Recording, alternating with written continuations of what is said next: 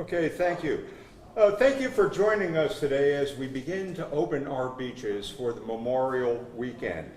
And we are so excited to be at this point right now. Now, granted, the weather wasn't so hot this morning, but you know something, every day at Virginia Beach is a great day. I do want to thank Governor Northam for allowing us the opportunity to open our beaches in a most safe and efficient way.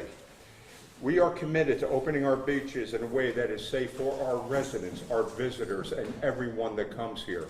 So be assured of that.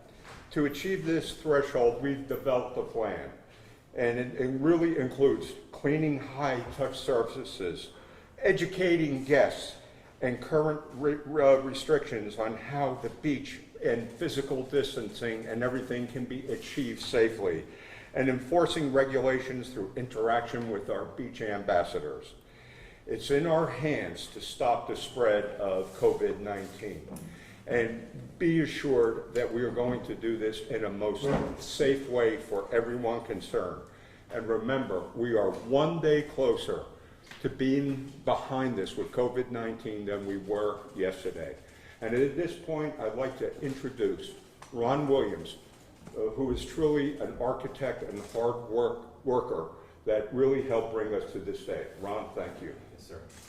I think some of you might want to transfer your mics. I understand.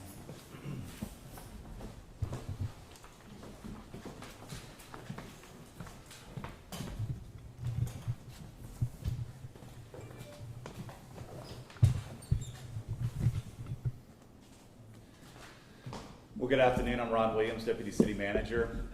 We're going to go over a high view of the beach operations for opening this weekend, and then we'll also have question and answer period. And follow up for you. We have some partners in the room. First of all, we have Ken McDonald, Mike Hilton, and Bobby Malati with IMG, which is our beach ambassador and clean team operators. Ron Coleman with the Convention and Visitors Bureau. BJ Bauman, who's the owner of Rockefeller's Restaurant, who's also chairperson of the Resort Advisory Commission and the Restaurant Association. And let's see, who else we have here? And I know Russell Lyons will be joining us, who is the chair of the Hotel Association. So first of all, we just want to walk through the kind of the overarching guidance that was agreed to by the City of Virginia Beach and the Governor. Can be found, our operating procedures are posted on vbgov.com/phase-1, or it's right there in the front as one of the highlight stories right now. And you can find the operating procedures there.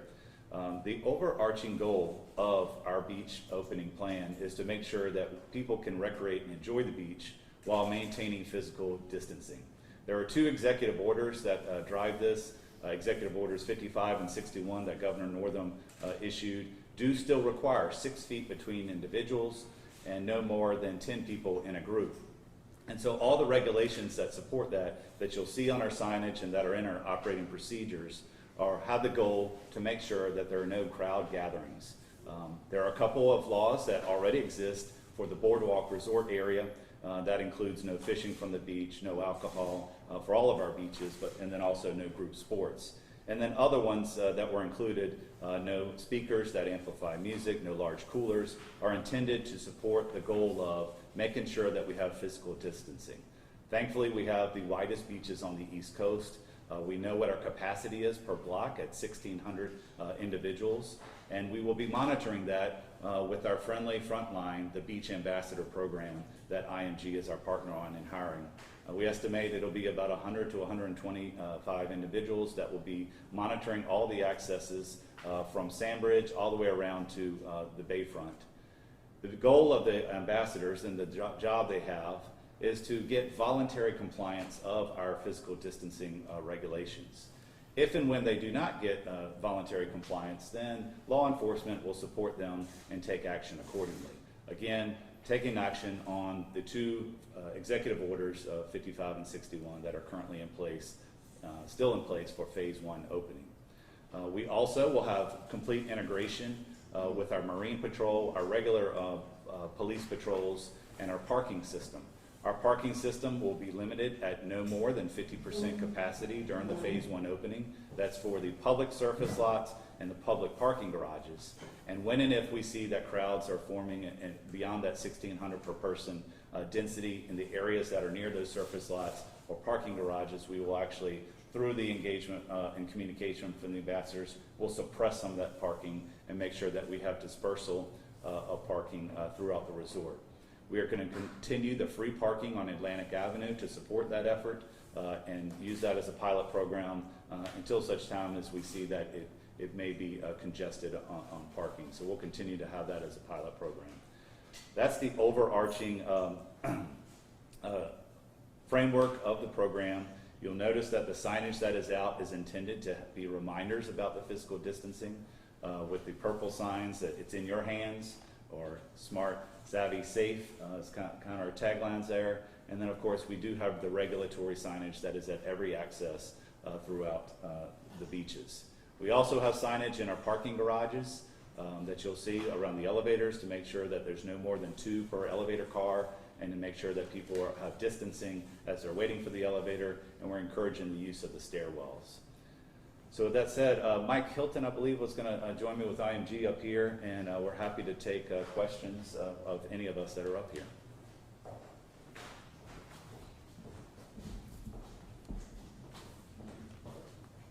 Do we want to do questions by person just because of the mic situation? Sure. Was my name. Yeah. That makes the most sense, yeah. So Ron, in terms of the capacity for each block, you said 1,600.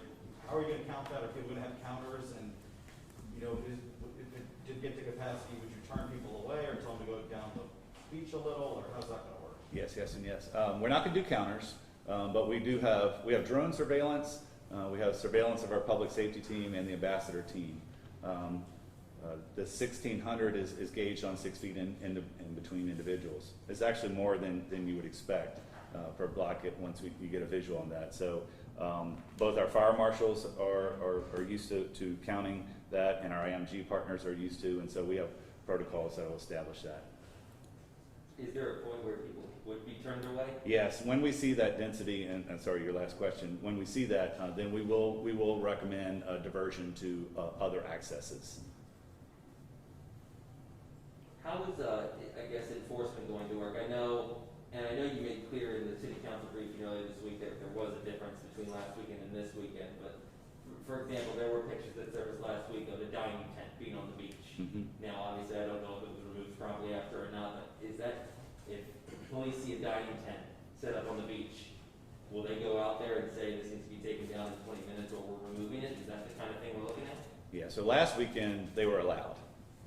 This weekend, as of today, now they're not. You know, someone could use it if they were fishing. They could set that up. So the goal is to make sure we don't have a crowd, and yes, they will be asked to take it down when law enforcement engages them. What we hope is with the ambassador program is that as people are entering and understand the rules and have that engagement, they'll get that reminder then. You may want to put it back in your car, or just a reminder you can't set that up even though you've already brought it down. And this might be a question maybe for the governor too, but just in terms of the regulations that you came up with, you know, we've gotten some questions just, you know, how does banning speakers promote public health? You know, what do you say to that, and just how these were developed? They were all developed to discourage gatherings. And so again, supporting Executive Order 55 and 61, 6 feet, no more than 10. That's the purpose of those that the governor recommended. So you think that speakers might attract people? That was, yes. Question for you. So obviously last year we had the huge Flatopia. Yeah.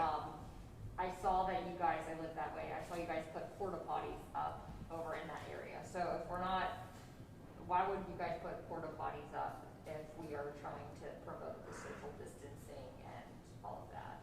We always have contingency plans. It is a holiday weekend. There are not public restrooms out there. We will not allow that type of gathering, but we know that visitors it's a hot spot for visitors to come, and so we actually are staffed up for that district, and we'll be working that. So do you expect, I mean, I've heard that Flatopia is not going to be happening, but are you, I guess, expecting that to possibly and we always have contingency plans, so, yes. Are these regulations city code within COVID or past? No alcohol is, no sports is, and the others are not at this time. And so again, they're regulations that we're asking for compliance.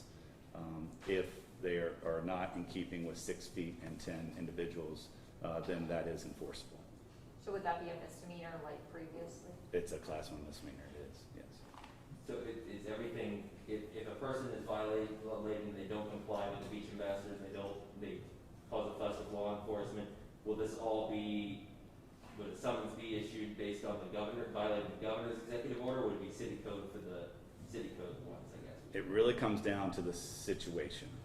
So if you're engaging someone and they're not complying, and then it's quiet, then perhaps you're just in that bucket. But sometimes what happens is that law enforcement has other ordinances that are covering the interaction with the police, if you understand. Well, in some ways, regarding people keeping 6 feet apart unless they're family, aren't you relying a little bit on kind of an honor system, right? People could theoretically lie and say, yeah, we're family, when they're really not. What's kind of your message for people about that? We don't disagree with that perspective, but that's why we have the messaging about it's in your hands. I mean, the reason for physical distancing is to help stop the spread. That is universal language right now that we need to have our physical distancing. And so, we'll be having the engagement on an individual basis and working through that with individuals. I know you say family, but this is obviously a very big tourist area, and people from Pennsylvania will meet family in South Carolina. Is that a concern that you have, is once these families come from everywhere, there could be more of a spread? If people are in close proximity, there is that vulnerability, yes, and so that's why we want to have the distancing. And the beach ambassadors will be saying, are you all family, right? If they find individuals close together, yes. But when you just walk onto the beach right now, they wouldn't stop you and say, are you all family? It would just be if they notice a group. Like they'll just be No. on the boardwalk? Mike, you want to walk through the protocol of when people are coming down? Sure, let's.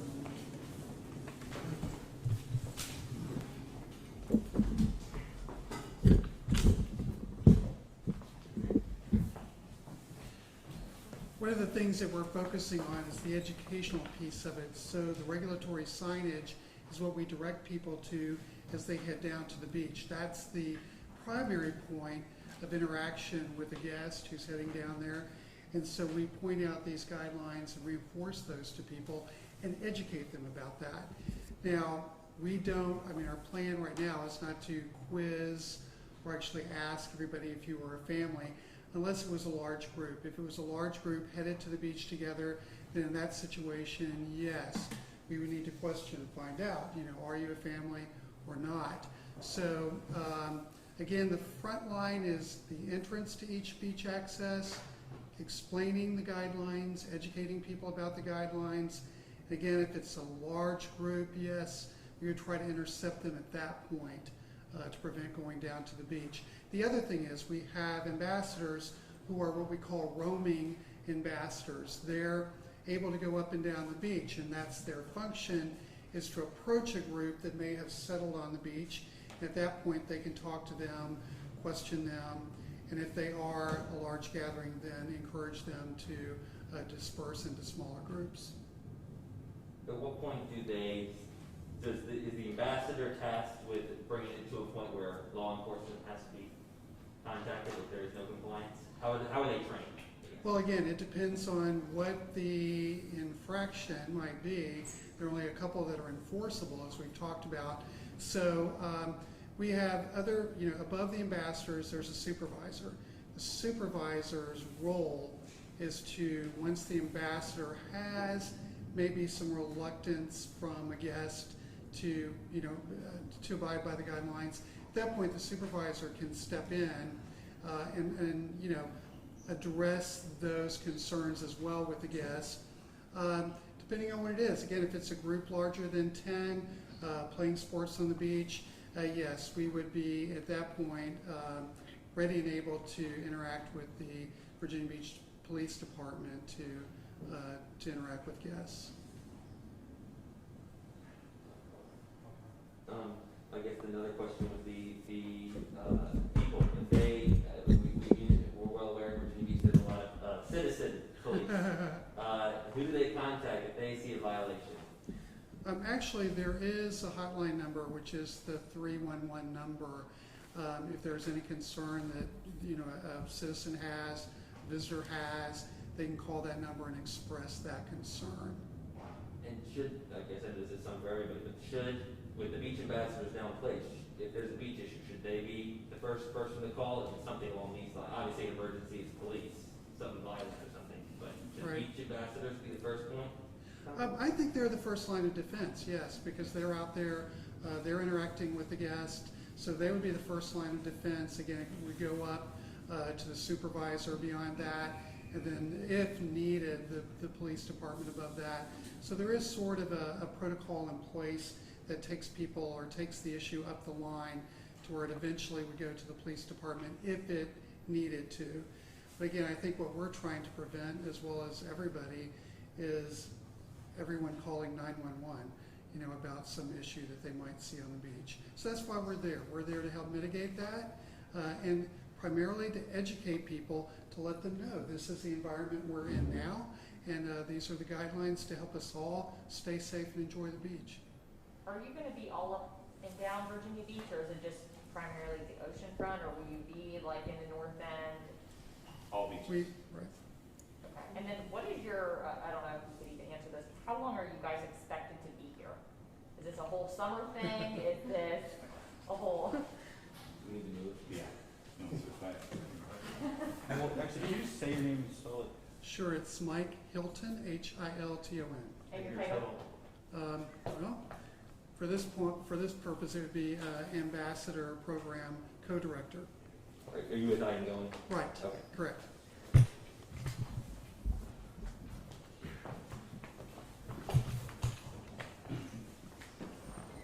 So a couple things back to that other question. So first of all, our beach opening is for all beaches in Virginia Beach, including we'll be staffing in a partnership with the state First Landing Beach on the bayfront. In the resort proper at the boardwalk area, we are manning every beach access and at Little Island Park. And the rest of the Sandbridge beaches, North End and Bayfront beaches, we will have roaming patrols, and they are also augmented by our public safety patrols. So public safety will be a little more heavier on the Bayfront and Sandbridge beaches, Croatan, whereas here you'll have a little more of the presence because we have the density of visitors here. We expect realistically this program to run through the Labor Day weekend. While there are projections for different phasing, we are taking a long view on this, that the potential for a second wave or things of that nature. So we're planning to make sure that we have the ability to fall back to a phase one scenario if possible. And so we will continue to promote physical distancing, and we'll have that safety net with the ambassadors and our clean team to carry us through the part of the summer season. And then, I know they're getting paid like $12 an hour or something. Mhm. Where's that money coming from? Is that the city budget, or is that? Yeah, so we have the tourism investment program that normally would support programming for music festivals, and also our trolley, which that we will not have this summer. So we have the ability to use that, which would be allocated for events and programming this year for that. And sorry if you said it, but what hours will they be at the access points? 10 to 8. Yeah, 7:30. 10 to 7:30. Right. Okay. So a little bit longer than the lifeguards. Mhm. Yeah, and on the lifeguards, I mean, are they expected to help enforce any social distancing things? No, the lifeguards are for life saving. And so that's why we have the ambassador program and law enforcement that is staffing up for that. And just going on what has been a little discussed here, do you want people, if they see people violating the regulations, to tell an ambassador, or would you prefer that, people kind of keep to themselves? We really, the ambassadors are there for that role. They're monitoring each block and the other beaches. And so law enforcement ambassador, that's their role for enforcement. And I'm assuming, this goes without saying, but it's an annual reminder that we have to do. I'm assuming everything else city code goes the same. Of course, I'm talking about four-legged friends. I know we had the incident last Memorial Day. That is the same, right? Today is the day that changes. That's correct. Mhm. And that'll be enforced. Yeah, we tried not to, some of what you see in our operating procedures, the governor's office did pick up on some of our multitude of local ordinances and wanted to add them, but yeah, we do have references on our phase 1 opening page that takes you to the link where all those other references are, ordinances. Are you gonna, I guess, like, you'll monitor this, but is there a way that there's a chance that these could close, the beaches could close? I know the governor mentioned that if the rules aren't followed. I know we were talking with Julie about how it's really important people realize that there are rules in place.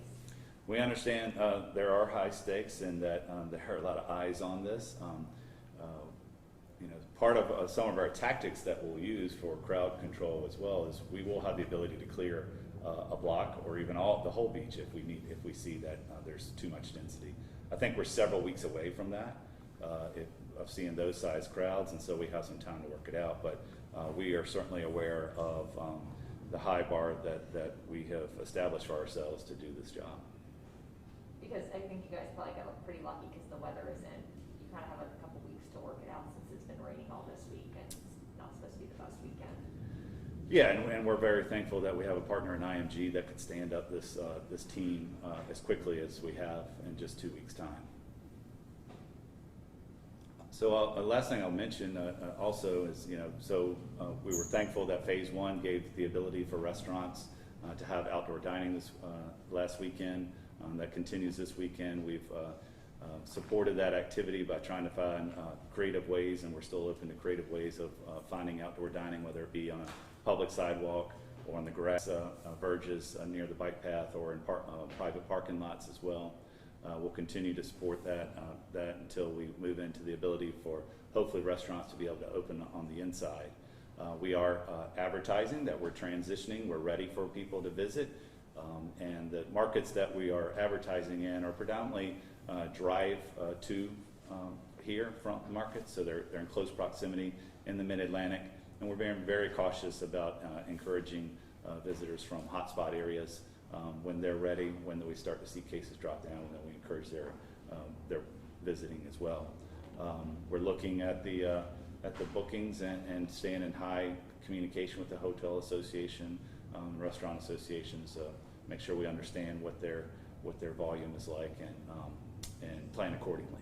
Are we going to be able to see any copies of the, I know the $2 million went towards the campaign in this current fiscal year. Is there any way we can get copies of what's going out to markets? It is on our Facebook, Visit Virginia Beach Facebook page right now, Ron, I believe. Yeah, that's our current Summer Safely ad. Mm-hmm. And on that front, And we'll have different iterations that build over the coming weeks. on that front, about the visitors, and I may have a question for Russell, but I know City Manager Leahy put out the message to the short-term rental owners 2 months ago, maybe now. Is that asking them to cancel all reservations? Is that no longer, has any communication been there? Are they allowed to do that again? Are they encouraged to? Because does that bring visitors back? We have not had a follow-up communication. That was that point in time. Of course, every day, every week seems to have been something different, but that was that point in time. Once we're out of that stay-home order, then we understand people don't want to return to normal operations to some degree. But we, of course, the 6 feet and the 10 person still is in effect. So that'll need to evolve.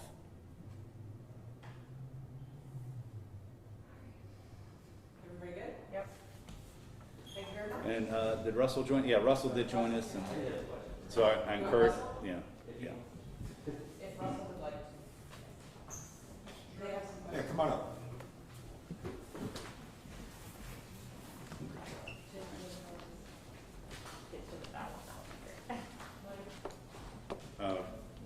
restaurant, BJ. You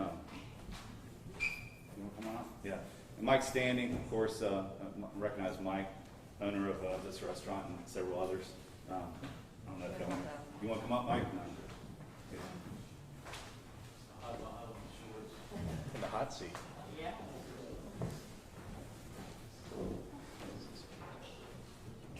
How do you want I'm to? 60. Yeah. Okay. We can move the mic. I just had kind of one big question. Sure. For you, Russell, just what's the communication been with hotels? Because one of the things that almost seemed to go unspoken, at least I heard a lot during, why isn't he open up the beaches? Why isn't he open up the beaches? And I never got a firm answer from the governor's office, but Ocean City's mayor, I know they're a little comparable, was saying there was just a worry that New York and New Jersey people are going to flood the hotels in that closed environment where there's already sometimes other sicknesses going around. That was a concern. How are the hotel owners dealing with people coming from hotspots? I know I talked to somebody else, they said they went to the doctor's office before they got, have you traveled foreignly? Have you traveled to New York or New Jersey? Sure. So hotels are considered essential businesses, so we do need to accept travelers coming from different places. It's very hard to discern whether they're coming for government travel or work travel or an essential business. So it's a little more difficult to screen our visitors and turn people away based on where they come from. We've taken the approach of trying to eliminate as much trying to limit as much exposure as possible, both on the employee side and the guest side. So hotels have always had a very stringent cleaning program, even before COVID-19 came around. And all the brands, and certainly the AHLA, the American Hotel Lodging Association, have offered really good guidance about additional steps we can do. So when you go into hotels now, it is very common to see high touch point employees wearing gloves, wearing masks. You're seeing an increase in the plexiglass barriers at front desks, as we're able to get those in. You're seeing more stringent cleaning requirements in the rooms, more emphasis on hand washing. So really, I guess it's a twofold issue. One, we want to protect the guests, as always, and we want to protect the employees from a guest that could potentially have it and not know it. Because the last thing we want is our community to, get anything transferred from a hotel employee. And we want to make sure our employees are just as safe and our community is just as safe, when they come back home. Does that help a little? Yeah. For you, obviously, not a lot of people have been coming lately. Mm-hmm. Now that the beach is reopened today, have you seen more people calling and booking and saying, we want to come? Yes, and it's certainly very weather dependent. And I guess, having that beach formally be opened and the governor make that formal announcement was very helpful. People don't want to book a vacation when they're not certain if they can go to the beach. That's our key asset, and the number one reason why people travel to Virginia Beach is to go lay out the beach. So as soon as they made that announcement, we had bookings instantly for later in the summer. July, August, and June is picking up a little more slowly than usual, but people haven't had that lead time to plan a couple weeks out on their vacation. So we have seen an increase. Obviously the weather is not our best friend right now, but it's clearing up this weekend, so we're hopeful we'll get some more bookings for this weekend, but I think you'll see a nice pickup. Last weekend, without the beaches being open at all, we had probably a 50% occupancy across the ocean front, just strictly from a good weather weekend, people wanting to get out and enjoy that. So I'm hopeful for the summer to come back. It's probably not going to be all the way there, but we're working hard on all fronts to make sure it does get better. Do you have a projected occupancy percent that you're expecting this weekend? This weekend, so it's not great right now, but last weekend, just on Friday afternoon and Saturday when the weather kind of became clear, we saw about a 40-point pickup within a day, so 40% pickup. So right now it's, at least I can speak for my own hotels, not wonderful, but the sun coming out does wonders for that. So I'd estimate at least 50% by Saturday night for the weekend, if not more. What's not wonderful, like 10%, 20%? Yeah, about 20-25% right now, but that can change in an instant. So, What are we usually around Memorial Day? 100% sold out. So it's certainly better than what it has been, but you know, we're not quite there yet. And I know this is something nobody wants to think about, but I also know, especially with, as Ally was alluding to, the governor's comments on this could all be rolled back. I know under state law, or at least the way the health department's working, we don't have to identify a hotel with an outbreak, but as you're all Virginia Beaches, you know how well word travels around here. If that happens, and a hotel has a serious outbreak from some cause that's uncontrollable, is there a plan to make sure that the whole resort strip doesn't suffer because of that? I don't have a great answer to that. I think that's certainly a case-by-case situation, and then, you know, that certainly falls on the hotel and the health department to make that, you know, individual decision. I don't think I could speak for everyone on that point, but yeah, that is a good concern that we, you know, need to look at. But I can tell you right now, I have not heard of any hotels or any hotel employees, you know, having an unusual outbreak so far. So that's hopeful. So let's talk next. Do you have any information on how, if the outdoor dining is, I know I'm asking my question while I'm moving this, but you and I talked about the current Band-Aid, but has it helped at all, I guess? Do you have any information about that after I move these? Well, obviously, we were really excited to get some outdoor seating, and especially the non-traditional outdoor seating that the city has helped us achieve there. The weather has not been real conducive this week to outdoor seating, so it has been okay. You know, those little windows of sunshine like we're getting now, you'll get some people coming in, but overall it's been a pretty soft week.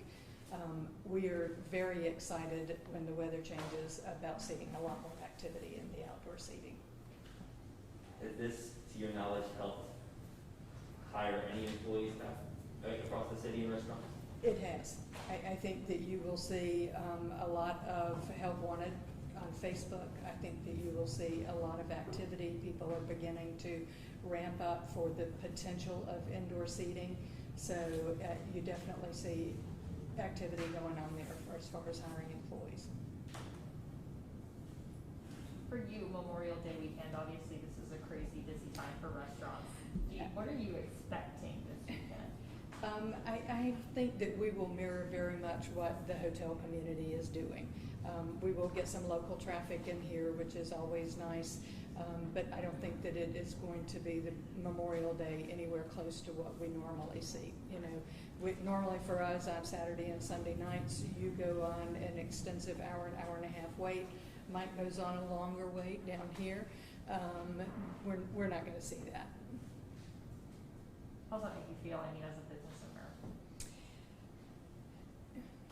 Gosh, I'm so happy about being able to have guests in my restaurant.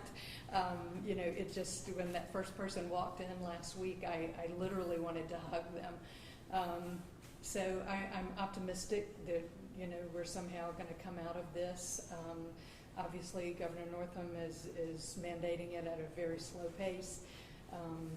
But you know, we're going to continue doing what we do, and that's feeding people and keeping them happy and keeping them safe and healthy right now.